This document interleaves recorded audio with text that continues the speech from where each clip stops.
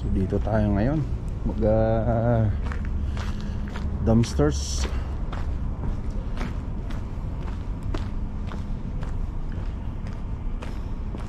Check tayo dito.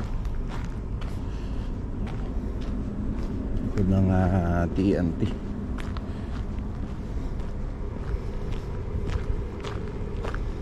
Tingnan natin kung ano mga po pwede rito na makukuha. Ayan oh. Wala ngayon oh. Ito pa sa kabila.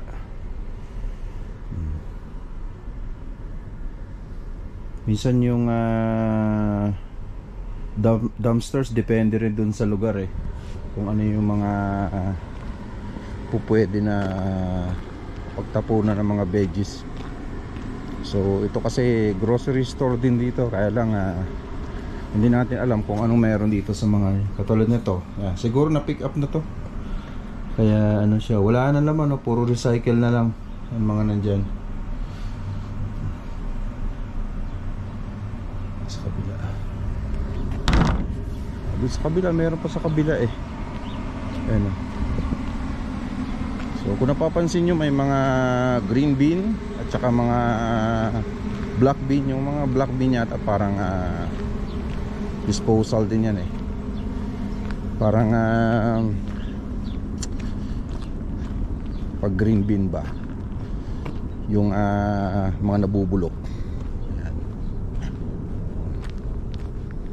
So, ito depende lang rin to kung ano yung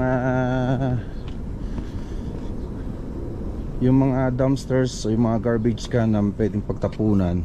So ayan. So yung makikita nyo may mga tangke oh. I think empty na siguro yan. Pero hindi natin papasukin yan kasi hindi naman natin kailangan. Sa kabila yan.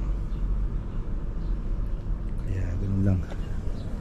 Zero tayo. So wala tayong makukuha ngayon. Kaya wala tayong papasukin dyan maski isa. So ito, yan, minsan yung pagda-dumpster mo kailangan talaga alam mo din kung ano yung papasukin mo, kung saan lugar nakapwesto yung mga